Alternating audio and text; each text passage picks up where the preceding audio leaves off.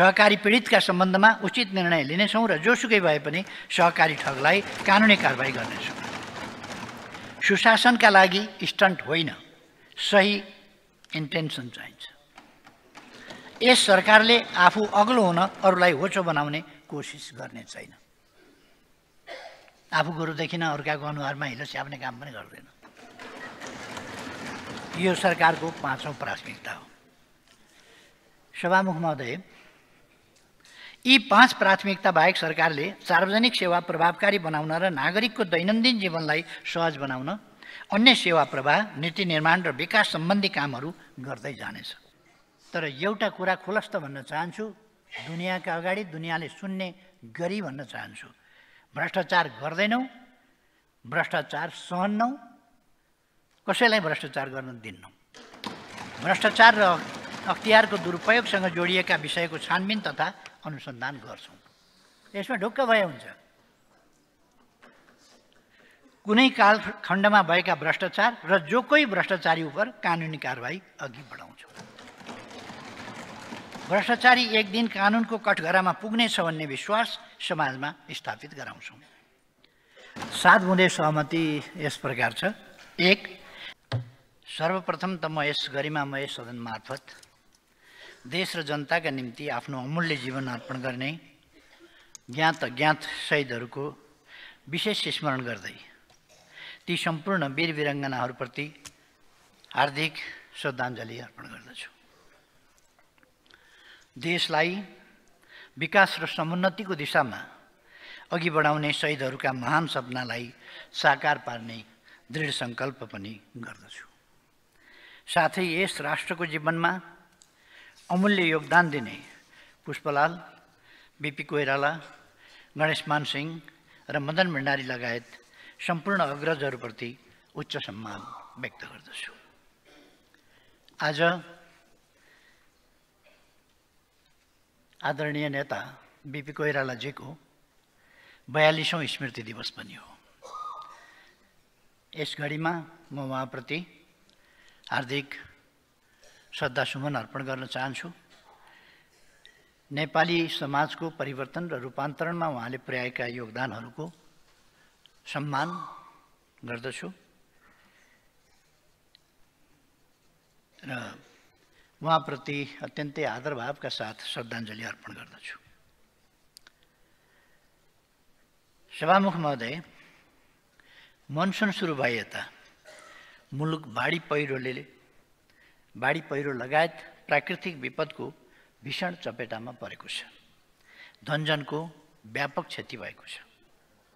यस दुःखद घडीमा म विपदमा परेर ज्यान गुमाउने सम्पूर्ण दाजुभाइ दिदीबहिनीहरू प्रति हार्दिक श्रद्धाञ्जली एवं शोकाकुल परिवारजनप्रति गहिरो संवेदना व्यक्त गर्दछु।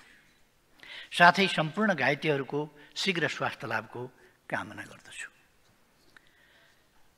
सरकारले उद्धार, उपचार तथा राहतमा विशेष ध्यान दिइरहेको छ। सरकारले उद्धार उपचार पहिलेदेखि भएका क्षतिका सम्बन्धमा पनि ध्यान दिएर काम सुरु गरेको छ। जस्तो जाजरकोट केन्द्र बनाएर गएको भूकम्पको सन्दर्भमा दोस्रो तेस्रो किस्ता दिन बाँकी रहेको, त्यस सन्दर्भमा पनि अहिले सरकारले काम अगाडि बढाएको छ र आगामी दिनमा त्यस्ता दुर्घटना हुन नदिन र भइहाले तुरन्त उद्धार उपचार तथा राहतमा खटिन राज्यका निकायहरूलाई सतर्क र तयारी अवस्थामा राखेको पनि यस गरिमामय सदनलाई जानकारी गराउँदछु। सभामुख महोदय, आज परिस्थिति भिन्न भएको छ। पुरानो सरकारका ठाउँमा नयाँ सरकार बनेको छ।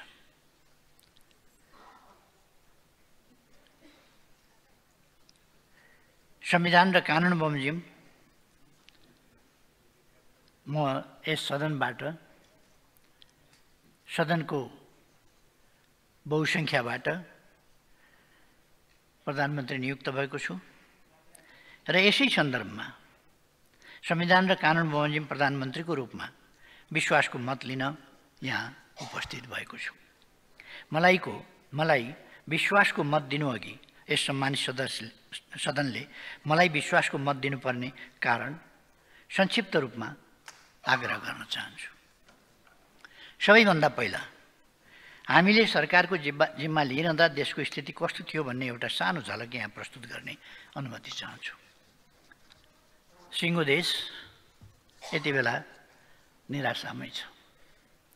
46 सालपछिको पुस्ताले यति चरम निराशा सायद पहिलोपटक अनुभव गर्यो। यो सरकार परिवर्तनको सङ्घारमा आइपुग्दा को स्थितिको बारेमा म भन्दैछु। अर्थतन्त्र असाध्यै डामाडोलको अवस्थामा छ। आयात र निर्यात दुवै घटेको छ।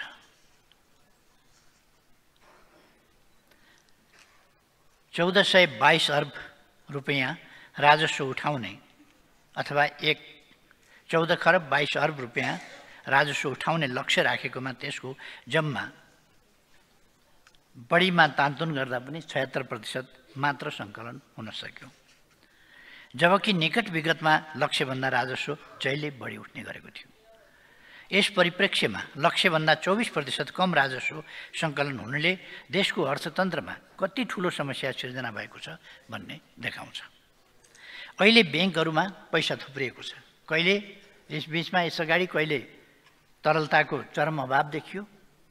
यति बेला तरलता काफी छ, ब्याङ्कमा पैसा थुप्रिएको छ, ब्याज दर पनि न्यून छ, तर पनि लगानी गर्न तत्पर हुने व्यवसायी छैनन्। कर्जा विस्तार घटेको घटै छ, कोही कर्जा लिन तयार भइरहेको छैन। गएको वर्ष जम्मा 5% को हाराहारीमा मात्र कर्जा विस्तार भयो, जबकि नेपाल राष्ट्र ब्याङ्कले लिएको कर्जा विस्तारको लक्ष्य नै 11.5% थियो। यो अत्यन्त न्यून हो। त लक्ष्य 11.5% भएकोमा विस्तार चाहिँ 5% मात्रै भयो।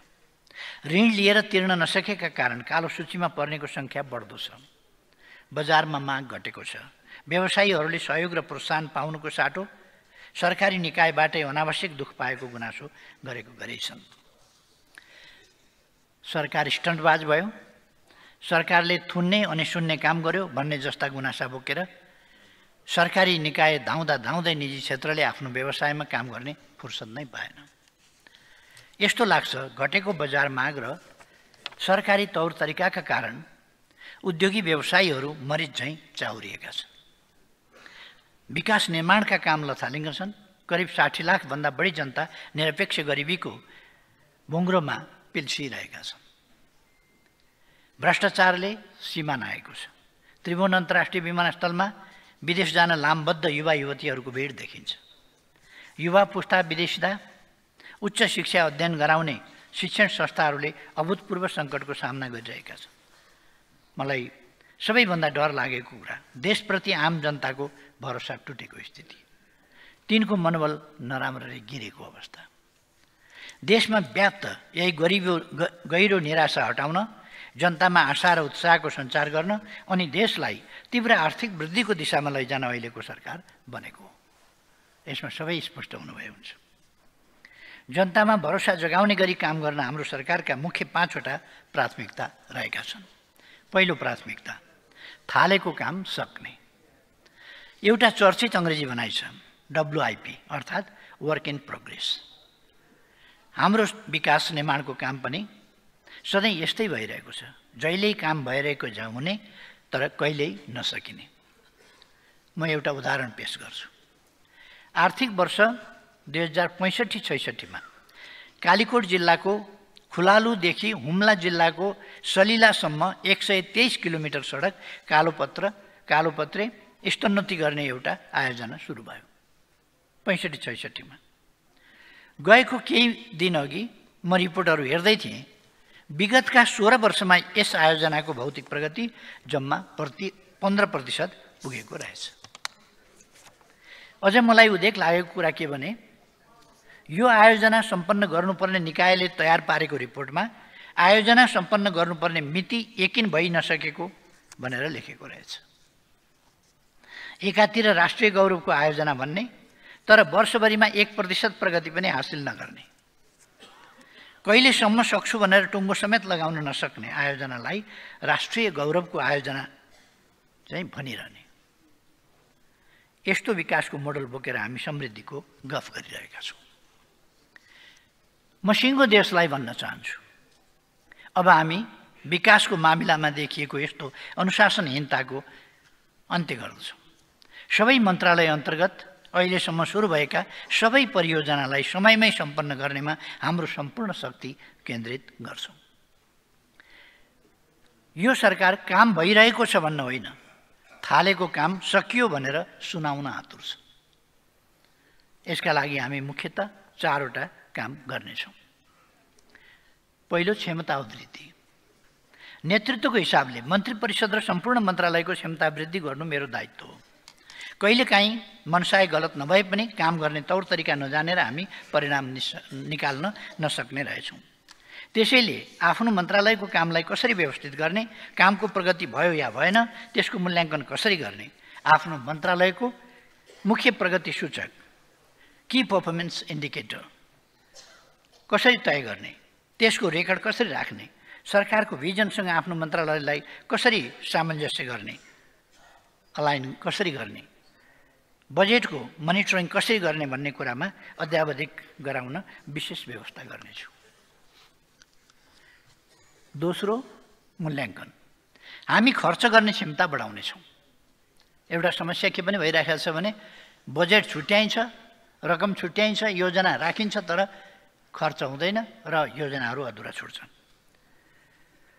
त्यसकारण हामी खर्च गर्ने क्षमता, पुँजीगत खर्च गर्ने क्षमता बढाउनेछौँ। काम गर्ने र काम नगर्नेका बीचको फरक छुट्याउन सुरु गर्नेछौँ। काम गर्नेहरूले मुद्दा खेप्नुपर्ने, तर काम नगर्नेहरू स्वच्छ छविको भएर रिटायर्ड हुने स्थितिको अन्त्य गर्नेछौँ। तोकिएको लागत, समय, परिणाम र गुणस्तरको काम सम्पन्न नगर्ने जुनसुकै पक्षलाई यसबाट हुने हानि नोक्सानीका लागि जिम्मेवार बनाई कानुनी कारबाही गर्नेछौँ। लापरवाही र बदनियत साथ गरिएको अनुचित विलम्बका कारण परियोजनाको लागत वृद्धि हुन दिने छैनौँ र ठेक्काको दुरुपयोग गर्नेबाट हानि नोक्सानीको रकम असुल उपर गर्नेछौँ। तेस्रो, आवश्यक ऐन संशोधन लगायत कुरामा नीतिगत सुधार गर्नेछौँ। चौथो, निर्माण सम्पन्न गरेर पनि भुक्तानी पाउन नसकेका निर्माण व्यवसायीहरूको समस्या तत्काल समाधान गर्नेछौँ। सम्माननीय सभामुख महोदय, बिहान उठेदेखि राति नसुतेसम्म हामी आयातित सामग्री प्रयोग गरिरहेका हुन्छौँ। सामान्य कुरामा पनि हामी आत्मनिर्भर छैनौँ। म सानो उदाहरण पेश गर्न चाहन्छु। म प्रधानमन्त्रीमा नियुक्त भएपछि विभिन्न क्षेत्रका धेरै व्यक्तिहरू शुभकामना एवं बधाई दिन आउनुभयो। आउँदा सबैसँग फुलमाला र खादा हुने नै भयो। यसो तथ्याङ्क हेर्छु, बितेका केही आर्थिक वर्षहरूमा मात्र हामीले करोडौँ रुपियाँको फुल आयात गरेका रहेछौँ। साधारणतया रोपेको 2 महिनादेखि फुल फुल्न थाल्छ। हाम्रो प्रकृति यस्तो छ, ठाउँ अनुसारको विभिन्न रङ, जात र प्रकारका फुल फुल्छन्। तैपनि हामी किन हाम्रै देशमा फुल फुलाउँदैनौँ? किन हामी टनका टन फुल आयात गरिरहेका छौँ? फुलको प्रसङ्ग त मैले एउटा साङ्केतिक रूपमा मात्र यहाँ उठाएको। यस्ता अनेक चिजहरू। हामी व्यापार असन्तुलनको कुरा गर्छौँ। मलाई त हामी व्यापार नै गरिरहेका छैनौँ जस्तो लाग्छ।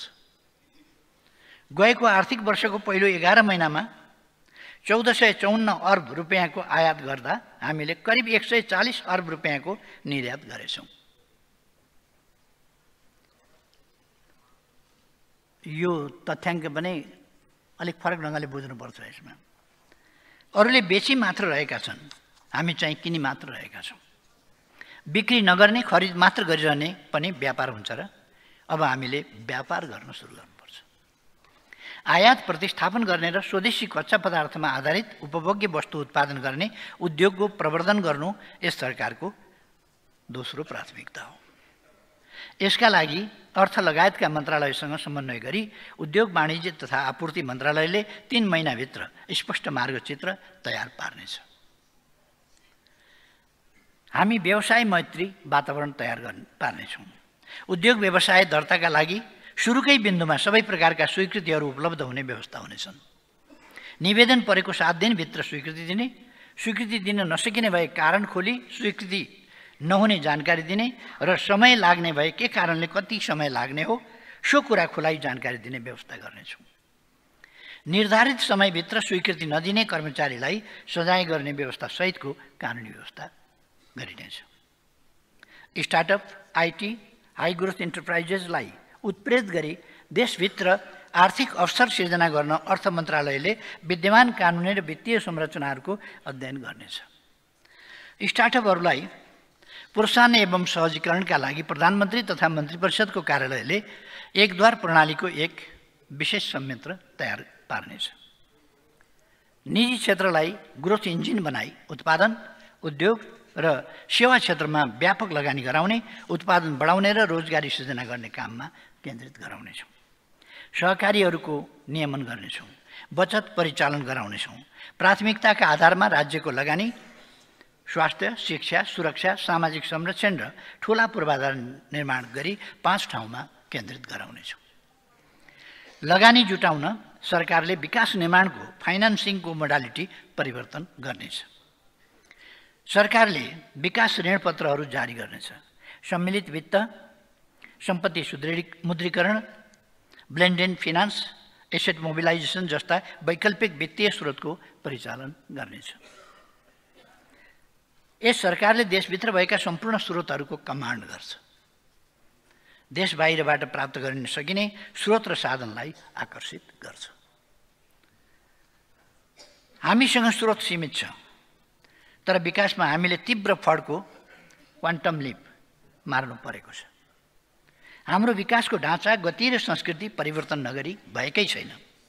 आफूसँग भएको सीमित स्रोत कहाँ लगानी गर्ने र त्यसबाट कस्तो परिणाम हासिल गर्ने भन्ने कुरामा हामी स्पष्ट हुनुपर्ने बेला आएको छ। त्यसैले आज सरकारको प्राथमिकता यस सम्मानित सदन मार्फत सबैमा स्पष्ट पार्न चाहन्छु। यस सरकारले सूचना तथा प्रविधि, पर्यटन, ऊर्जा, कृषि तथा वन उद्योग र भौतिक पूर्वाधारलाई आर्थिक वृद्धिको प्रमुख संवाहकका रूपमा विकास गर्नेछ। म स्टार्टअप, उद्योगी व्यवसायी, बैंक तथा वित्तीय संस्थाहरूलाई आफ्नो सोच, नवीनता र लगानीलाई यी क्षेत्रमा केन्द्रित गर्न हार्दिक आह्वान गर्दछु। यी प्राथमिकताका 6वटा मन्त्रालय र यससँग सम्बन्धित सरकारी निकायले यी क्षेत्र मार्फत आर्थिक वृद्धि हुने गरी नीति नियम तर्जुमा गर्नेछन्। साथै अर्थ मन्त्रालय र राष्ट्र ब्याङ्क मार्फत आर्थिक तथा मौद्रिक नीतिलाई यसतर्फ परिचालित गराउनेछ। शिक्षा मन्त्रालयले यी क्षेत्रमा आवश्यक जनशक्तिको अभाव हुन नदिन विधागत तथा विषयगत माग र आपूर्तिको तुलनात्मक विश्लेषण गरी राष्ट्रिय जनशक्ति प्रोफाइल तयार गर्नेछ। विषयगत जनशक्ति आवश्यकता आकलनका आधारमा शैक्षिक कार्यक्रम सञ्चालन गर्न सम्बन्धित निकायलाई परिचालित गरिनेछ। कृषि क्षेत्र हाम्रो अर्थतन्त्रको मुख्य अङ्ग हुन सक्छ, तर ठूलो जनसङ्ख्या कृषिमा संलग्न हुने, गरिबी र भोकमरीबाट त्यही कृषिमा संलग्न नागरिक नै पीडित हुने दुःखद अवस्था छ। यस्ता विरोधाभास हटाउनु जरुरी छ। हामी यसको दीर्घकालीन अन्त्य गर्न चाहन्छौँ। प्रविधि र उद्यमशीलताको विकास गरी कृषिमा अल्झिएको जनसङ्ख्यालाई अन्य क्षेत्रमा जान प्रेरित गर्ने र त्यसका लागि अनुकूल वातावरण सिर्जना गर्नेछौँ। उत्पादन र उत्पादकत्व वृद्धि गरी कृषि उपजमा देशलाई आत्मनिर्भर बनाउनेछौँ। कृषिको आधुनिकीकरण र व्यावसायिकीकरण मार्फत उत्पादन बढाई कृषि उपजको निर्यात गर्नेछौँ। अर्थ मन्त्रालय, उद्योग वाणिज्य तथा आपूर्ति मन्त्रालयसँग समन्वय गरी कृषि तथा पशुपन्छी विकास मन्त्रालयले यसमा ठोस कार्यक्रम अघि बढाउनेछ। हाम्रो सरकारले स्थिरता, विकास र सुशासनको भरपर्दो इकोसिस्टम तयार पार्नेछ। हामी डिजिटल नेपाल फ्रेमवर्कलाई समयानुकूल परिमार्जनसहित प्रभावकारी ढङ्गले कार्यान्वयन गर्नेछौँ। नेपालको स्वामित्वमा रहेको अर्बिटल स्लट उपयोग गरी अन्तरिक्षमा आफ्नै सेटेलाइट स्थापना गर्नेछौँ। ब्यान्डविड्थको भुक्तानीका लागि विदेशीले गरेको ठूलो रकम रोकिने गरी सञ्चार तथा सूचना प्रविधि मन्त्रालयले तत्काल काम थाल्नेछ। सभामुख महोदय, युवा पुस्ता विदेशिँदा त्यसले पारेको आर्थिक र सामाजिक असर त सधैँ छ। मलाई हिजो आज महसुस हुन्छ वैदेशिक रोजगारीले अर्थतन्त्रको संरचनामा पनि व्यापक परिवर्तन ल्याएको छ। केही वर्ष अघिसम्म नेपालमा मोटरसाइकल निकै बिक्री हुन्थ्यो, तर अहिले मोटरसाइकलको सट्टा स्कुटरको बिक्री बढेको छ भन्ने समाचारहरू आएका छन्। यसै गरी कुखुराको मासुको खपतमा कमी आएको समाचार केही अघि पढेको थिएँ। ट्रेन्डहरूमा केही परिवर्तनहरू भएका छन्। वैदेशिक रोजगारीका कारण उपभोक्ताको उपभोग गर्ने तरिका र बजारको मागमा परिवर्तन आएको छ। तर तथ्याङ्कको अभावमा हाम्रो निजी क्षेत्र र सरकारी निकाय दुवैले यसको प्रभाव कहाँ कस्तो परेको छ र कति परेको छ भन्ने कुरा बुझ्न सकिरहेका छैनन्, जसका कारण सरकारले राजस्व र व्यवसाय गुमाइरहेका छन्। वैदेशिक रोजगारीले अर्थतन्त्रको कुन कुन अवयवमा के कस्तो परिवर्तन ल्याएको छ, माग र आपूर्ति कहाँ बढेको छ, कहाँ घटेको छ भन्ने बारेमा राष्ट्र ब्याङ्कले विस्तृत अध्ययन गर्नेछ। सभामुख महोदय, अझै हाम्रा दिदीबहिनी दाजुभाइहरू गरिबी, अभाव र भोकमरीको जिन्दगी बाँचिरहेका छन्। जहिल्यै मेरो मनमा प्रश्न आउँछ, यति उर्वर धरतीमा यस्ता मेहनती जनता यस्तो हालतमा हुनु जति दुःखदायी अरू के हुन सक्छ। वर्तमान सरकारले यस अवस्थाको अन्त्य गर्नेछ। सरकारको यो तेस्रो प्राथमिकता हो। यसका लागि खानपिनका बानीमा परिवर्तन गरी स्वस्थ र सन्तुलित पोषणयुक्त खानाको अवधारणा व्यापक गराउनेछौँ। यस कामका लागि कृषि तथा पशुपन्छी विकास मन्त्रालय, सञ्चार तथा सूचना प्रविधि मन्त्रालय परिचालित हुनेछन्। सबै पालिकामा खाद्य भण्डारणको स्थापना गर्न स्थानीय तहसँग समन्वय र सहकार्य गर्नेछौँ। यसबाहेक निरपेक्ष गरिबी चाँडोभन्दा चाँडो कसरी हटाउने भन्ने सम्बन्धमा योजना आयोगको नेतृत्वमा सम्बन्धित मन्त्रालयको एक संयन्त्र तयार पार्नेछौँ र त्यसको सुझावका आधारमा कार्यक्रम तर्जुमा गर्नेछौँ। सडकमा बालबालिकाको बेहाल हुन नदिन हामीले मन्त्री परिषदबाट निर्णय गरिसकेका छौँ। जुनसुकै भूगोलमा जन्मिएको भए पनि बालबालिकालाई भोकै मर्न दिइन्न, कुपोषणको शिकार हुन दिइन्न, स्कुल जान नपाएका, पढ्न नपाएका, जाडोमा न्यानो लुगा लगाउन नपाएका, वर्षमा ओत लाग्ने छानो नभएका अनि भोक लागेका बेला खान नपाएका बालबालिका र जनता नै यस सरकारको सबभन्दा प्रमुख चासो, चिन्ता र सरोकारका विषय हुन्। तराई मधेसमा आर्थिक रूपमा विभिन्न मधेसी दलित, सामाजिक रूपमा विभेद र भेदभावमा परेका व्यक्ति, अपाङ्गता भएका, अशक्त, बेसहारा, सङ्क्रमित, आश्रयविहीन, अल्पत्र र मनोरोगीहरूलाई मनमा राखेर सरकारले आफ्नो प्राथमिकता तय गर्नेछ। सभामुख महोदय, संसदको चालु अधिवेशनले यस आर्थिक वर्षको लागि सरकारको नीति कार्यक्रम तथा बजेट पास गरिसकेको छ। नीति कार्यक्रम र बजेट पास गर्दा होस् या सरकार परिवर्तन हुँदा होस्, माननीय सदस्यज्यूहरूले उठाउनुभएका कुरा मैले स्मरणमा राखेको छु। सरकार भनेको अविच्छिन्न उत्तराधिकारी संस्था हो, तसर्थ हाम्रा नीति तथा कार्यक्रमलाई अघि बढाउनेछौँ। परिवर्तन महसुस भएको ठाउँमा परिवर्तन आवश्यक छ भन्ने महसुस भएको ठाउँमा विधि र पद्धतिभित्र रही नीति कार्यक्रम र बजेटलाई परिमार्जित गर्दै परिणाम निकाल्ने गरी सम्पूर्ण संयन्त्र परिचालित गर्नेछौँ। यो नै वर्तमान सरकारको चौथो प्राथमिकता हो। कुरा अलिक अघि पनि उठ्या थिए, चर्कै ढङ्गले पनि उठ्या थिए। म त्यतापट्टि जान चाहन्न, तर एउटा कुरा खुलस्त भन्न चाहन्छु, दुनियाँका अगाडि दुनियाँले सुन्ने गरी भन्न चाहन्छु। भ्रष्टाचार गर्दैनौँ, भ्रष्टाचार सहन्नौँ, कसैलाई भ्रष्टाचार गर्न दिन्नौँ। भ्रष्टाचार र अख्तियारको दुरुपयोगसँग जोडिएका विषयको छानबिन तथा अनुसन्धान गर्छौँ। यसमा ढुक्क भए हुन्छ। कुनै कालखण्डमा भएका भ्रष्टाचार र जो कोही भ्रष्टाचारी उप कानुनी कारबाही अघि बढाउँछौँ। भ्रष्टाचारी एक दिन कानुनको कठघरामा पुग्नेछ भन्ने विश्वास समाजमा स्थापित गराउँछौँ।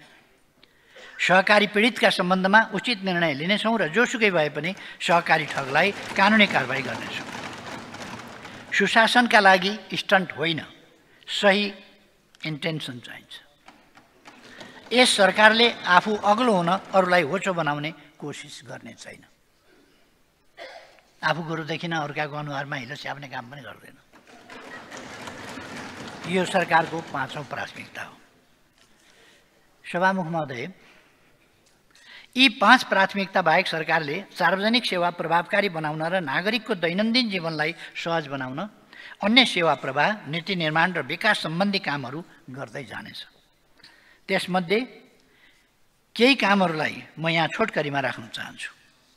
नेपालभित्र जुनसुकै भौगोलिक क्षेत्रमा बसोबास गर्ने नेपालीलाई राज्यले उपलब्ध गराउने नागरिकता, राष्ट्रिय परिचय पत्र र सवारी चालक अनुमति पत्र अनलाइन प्रणालीबाट उपलब्ध गराउने व्यवस्था गर्नेछौँ। अघि भर्खरै पनि सदनमा उठेको छ, कि 90, 95, 98, 99, 100 वर्षका बुढाबुढीलाई घन्टौँसम्म लाइन लगाउने यस खालको परिपाटी हुनु हुँदैन। जनता मालिक हुन्, जनता सार्वभौम छन् र हामीले जनताको सेवा गर्नुपर्छ भन्ने कुरा बुझ्नुपर्छ। हामी जनताका मालिक होइनौँ, जनतालाई थर्काउने तर्साउने होइन, जनतालाई दुःख दिने होइन भन्ने कुरा बुझ्नुपर्छ। हाम्रो काम सेवा गर्ने हो र सुविधा उपलब्ध गराउने हो। त्यसबाहेक सवारी साधन दर्ता, बिल्कुल नवीकरण र बिलबुक नवीकरण र घर जग्गा लगायतका सम्पत्ति खरिद बिक्री कर, विद्युत, खानेपानी लगायतका सरकारी शुल्क तथा कर लाइनमा बसेर होइन, अनलाइनबाट तिर्ने व्यवस्था मिलाउनेछौँ। स्वास्थ्य तथा कृषि प्राविधिक लगायतका सेवाहरू पनि अनलाइन प्रणालीबाटै उपलब्ध हुनेछन्। नागरिक प्रशासन र सुरक्षा निकायलाई सक्षम, व्यावसायिक र जनताप्रति उत्तरदायी बनाउनेछौँ। सार्वजनिक सेवा प्रवाहको गुणस्तर र प्रभावकारिता बढाउनेछौँ।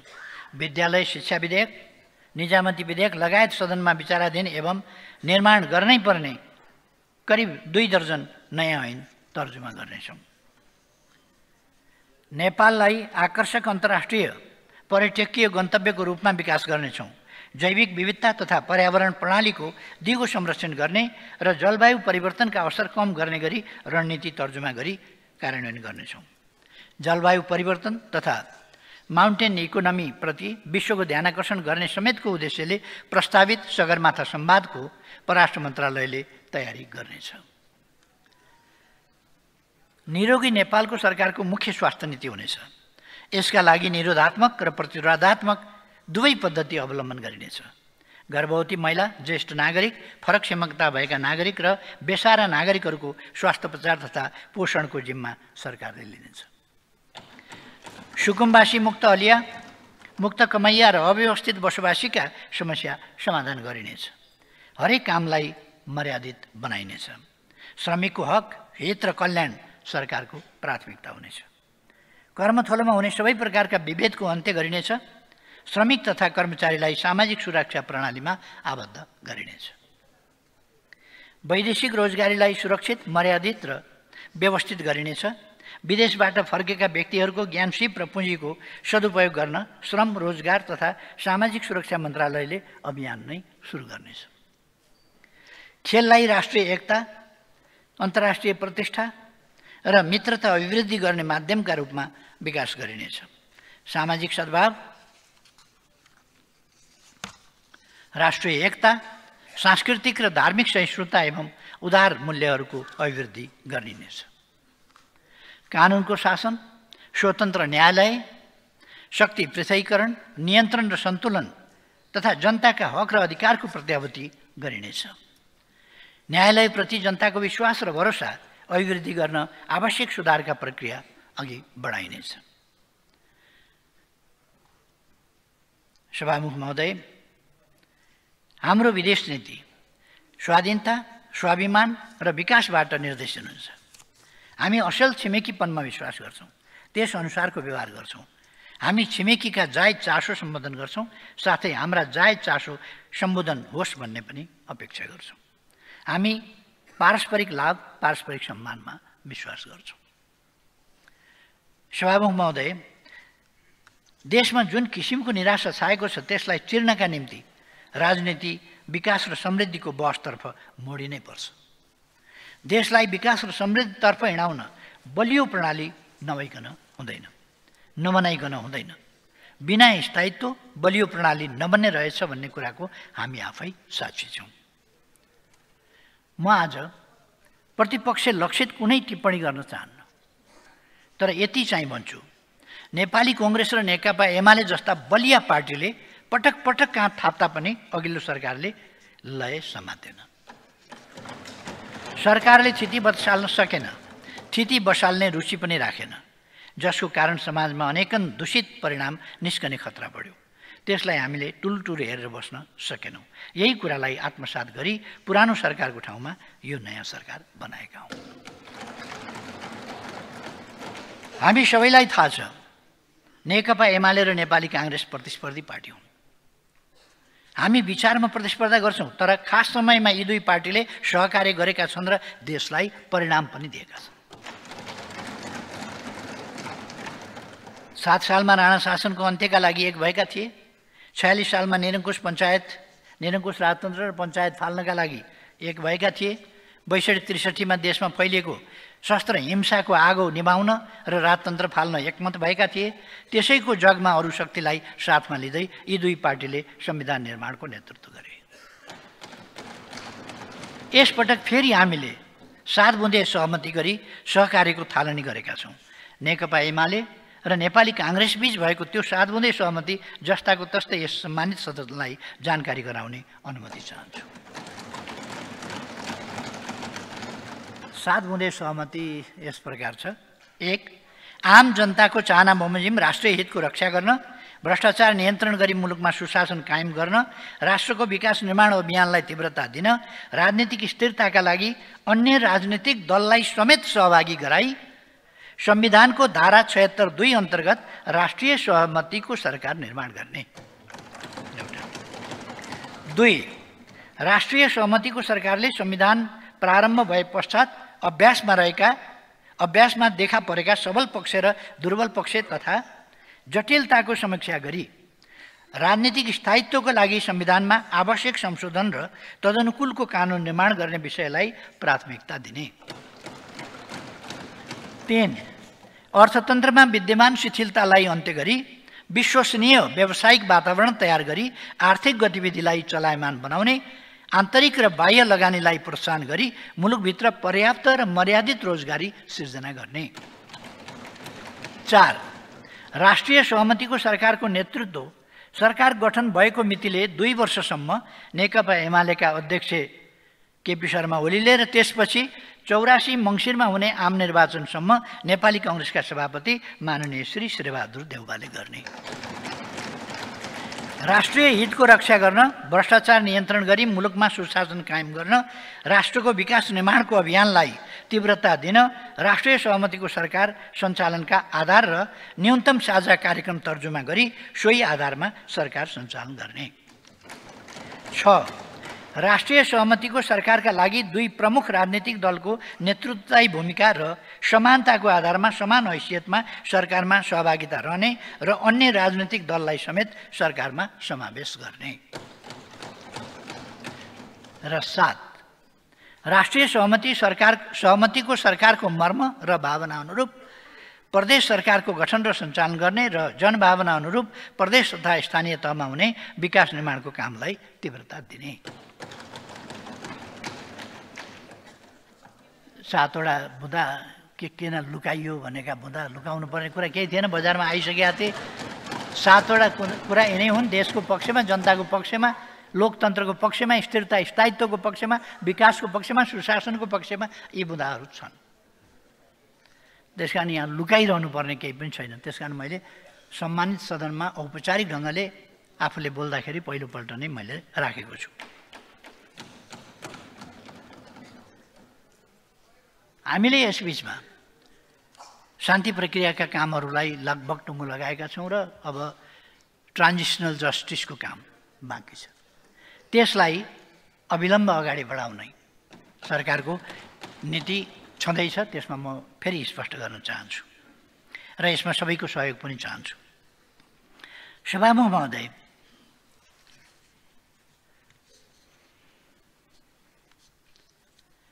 अघिल्लो युगले गरेको अकल्पनीय त्याग र बलिदानबाट प्राप्त भएका मानव सभ्यताका आधारभूत उपलब्धिहरूलाई पछिल्लो युगले गर्वका साथ जीवन्त र अविच्छिन्न राख्नुपर्दछ। यसलाई अगाडि बढाउनु पर्दछ। यसका लागि नयाँ पुस्तालाई प्रशिक्षित गर्नु पनि हाम्रै जिम्मेवारी हो। यस प्रसङ्गमा आज यहीँ पनि विभिन्न टिप्पणीहरू मैले सुने। म ती टिप्पणीहरूको सन्दर्भमा सवाल जवाफ त्यस्तो केही पनि गर्न चाहन्न। चर्को आलोचना पनि सुने, विरोध पनि सुने। यस प्रसङ्गमा आज बिहान मात्रै मैले बिपी कोइरालाज्यूको 42औं स्मृति दिवसको सन्दर्भमा बोल्दा एउटा प्रसङ्ग उल्लेख गरेको थिएँ। यहाँ अहिले पनि यो प्रसङ्ग उल्लेख गर्न चाहन्छु। कुनै समय नेल्सन मण्डेलाले 5 वर्षकी एउटी बालिकासँग उनको संवाद भएछ नेल्सन मण्डेलाको। नेल्सन मण्डेला आफै भन्नुहुन्छ, एउटा 5 वर्षको केटीले, a 5-year-old girl asked me, how old are you? I said, well, I really do not know, but I was born long, long ago. She asked, 5 years ago? I said, no, much longer than that. Then she asked, why did you go to jail? I said, no, I didn't go to jail.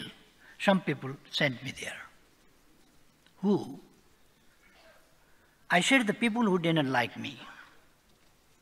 How long did you stay there? I said again, I cannot remember, but it was a very, very long time. And she said, you are a stupid old man, isn't you?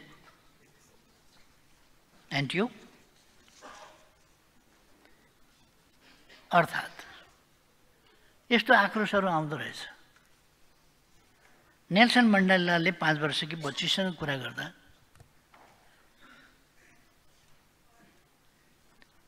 कति वर्षको हुनुभयो तपाईँ भनेर सोधिन्। ठ्याक्कै त थाहा छैन, तर उहिल्यै जन्मेको म धेरै वर्ष अगाडि भने उनले। उनी 5 वर्षकी थिइन् अनि उनले सोधिन्, 5 वर्ष पहिले भनेर। किन उनलाई समय भनेकै 5 वर्षको मात्रै थाहा छ। 5 years। कतिलाई समय भनेकै 3.5 वर्ष थाहा छ, कतिलाई समय भनेकै 2 वर्ष थाहा छ, कसैलाई समय भनेकै 3 वर्ष थाहा छ। Then what can I do?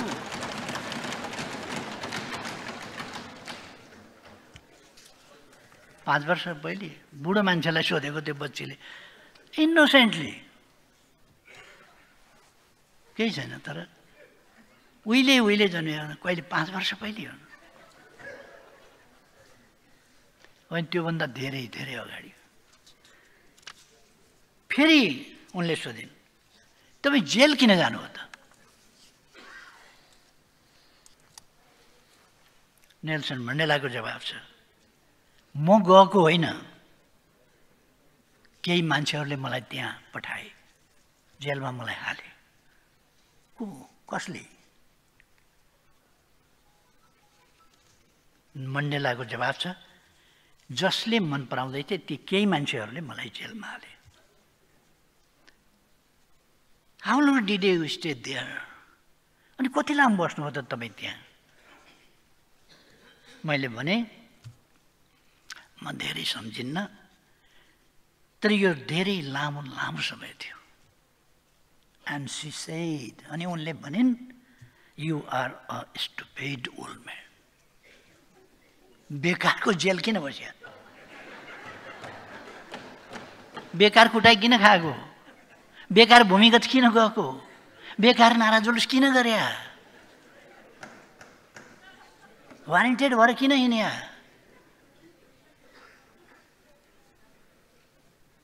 उनी छक्क परिन्। And she said, you are a stupid old man. And you? तपाईँ एउटा मूर्ख मान्छे हुनुहुँदो रहेछ, बुढो मान्छे होइन र? किन बस्या जेल?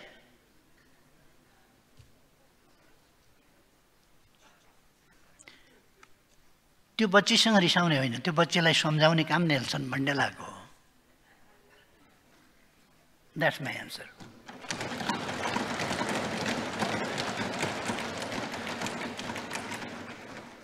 युग बदल्नका लागि, समाज, राष्ट्र र समग्र जगतको निरन्तर विकासका लागि निर्मम निरङ्कुशताका विरुद्धको बलिदानपूर्ण सङ्घर्षको यथार्थ इतिहासको सही जानकारी नयाँ पुस्तालाई गराउन कति जरुरी छ भन्ने कुरा यस रोमाञ्चक संवाद मार्फत बुझ्न सकिन्छ। नेल्सन मण्डेलाले त्यो म्यासेज त्यसका लागि दिनुभएको। हामी हाम्रो समाजलाई विगत, वर्तमान र भविष्यप्रति न्याय गर्ने र ज्ञान हस्तान्तरण गर्ने संरचना सहितको सभ्य समाजको रूपमा विकास गर्न चाहन्छौँ। हामी स्टुपिड होइन, ग्लोरियस हिस्ट्री निर्माण गर्ने मार्गमा छौँ। अब नबुझेकाले त त्यो बच्चीले कति सजिलो भनिदिए, तिमी त स्टुपिड रहेछौ बुढा मान्छे भन्नु। जेल किन बस्या बेकार? अहिले मान्छेले भन्न सक्छन् जेल किन बस्या, गोलघर किन बस्या? ती बिपी कोइरालाहरू, ती मान्छेहरू किन शहीद भएका? ती बिपी कोइरालाहरू किन भागिकन कहिले भारत कहिले कहाँ किन हिँडेका? किन जेल बस्नु पर्यो?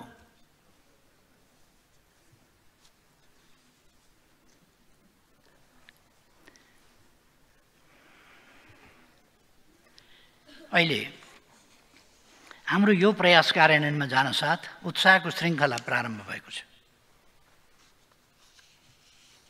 अर्थतन्त्रको ऐना मानिने सेयर बजार हरियो भएको छ।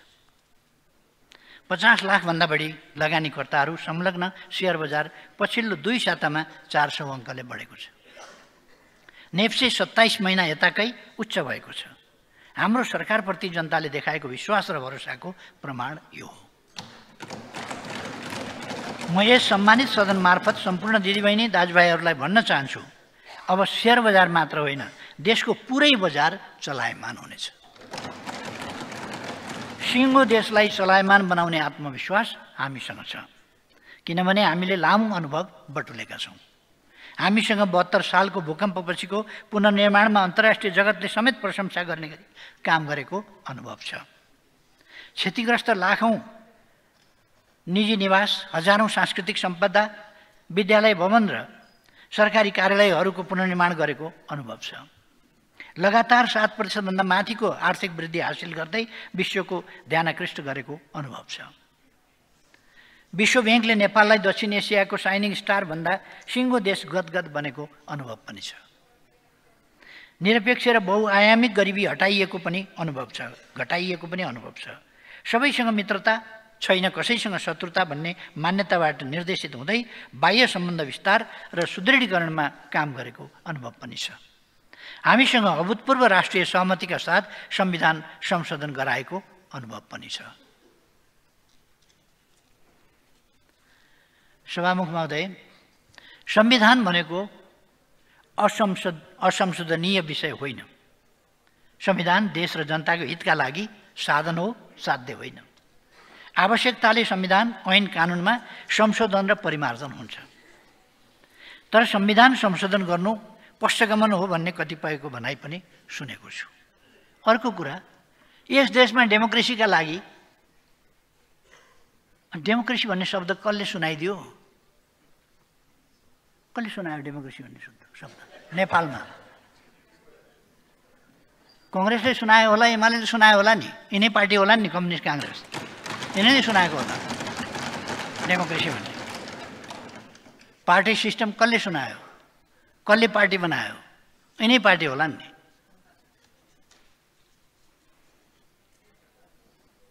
यिनै पार्टीहरूमाथि संविधान पक्षगमन, संविधान खाने भए।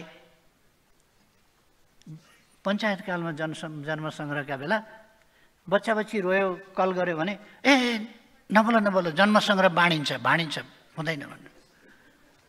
बच्चालाई भन्ने त्यो अल्मल्याउने चलन थियो, चुप लाग जन्म सङ्ग्रह भाँडिन्छ भनेर। जन्म सङ्ग्रहका बेला यो जन्म सङ्ग्रह भाँडिन्छ जस्तो कुरा नगरे पनि हुन्छ। जसले कुनै ख्याल ठट्टामा होइन, आन्दोलनमा जीवन बलिदान गरेर हिंसालाई पनि सही बाटोमा, शान्तिपूर्ण बाटोमा ल्यायो, तानाशाहीलाई पनि फ्याँकेर लोकतन्त्र ल्यायो, सबै गर्ने कामको लिड गर्यो नि। अनि तिनीहरूले नै संविधान सिद्ध्याउँछन् भन्ने कसले बचाउँछ त? त्यसो भए कसले बचाउँछ? आफूले भनेको कुरा नभए पक्षगमनको पोसाक लगाइदिने हाम्रो अचम्मको संस्कृति छ। त्यस्ता कुराको भ्रममा नपर्नुहुन्न भन्ने कुरा म यस सम्मानित सदनमा जोड दिएर राख्न चाहन्छु। अहिलेको सरकार यो लोकतान्त्रिक आन्दोलनबाट आएका देशका सबभन्दा ठुला अस्ति एकजना साथीले भन्नुभयो, गिरिजाप्रसाद कोइरालाजीको स्मृति दिवसमा हेर्दै थिएँ, गिरिजाप्रसाद कोइरालाजीको छेउमा अलिक निकै होचो साथी हुनुहुँदो रहेछ।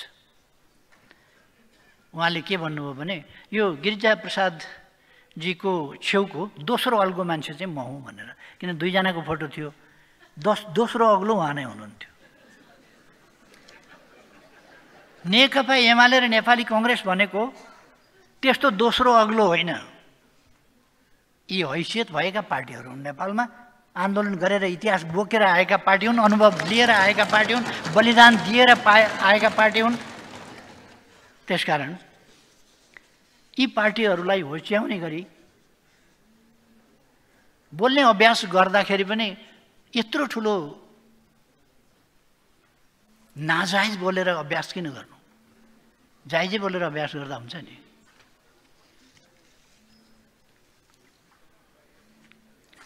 म सधैँ अघि बढ्ने मानिस हुँ। मैले आफ्नो यात्रामा ब्याक गियर लगाउन र पछि सर्न जानेको छैन।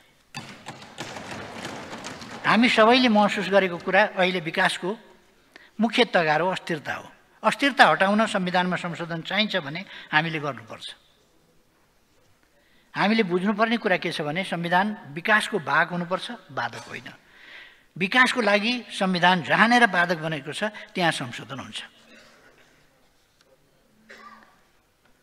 म यसो गर्न चाहन्छु, संविधान संशोधन हामीसँग 2/3 पुग्छ भने पनि हामी 2/3ले नै गर्ने त्यस मुडमा होइन। हामी सबैले मिलेर संविधान बनाएका हौँ, सबैले मिलेर संशोधन गरेका छौँ। अहिलेसम्म 2टा संशोधन भइसके। अर्को संशोधन पनि देशको हितको पक्षमा हामी गर्नेछौँ, जनताको हितको पक्षमा गर्नेछौँ, विकासको निम्ति गर्नेछौँ, सुशासनका निम्ति गर्नेछौँ, जनतालाई सेवा सुविधा उपलब्ध गराउनका निम्ति गर्नेछौँ। गलत बाटोतर्फ देशलाई धकाल्नका लागि संविधान संशोधन गरिने छैन।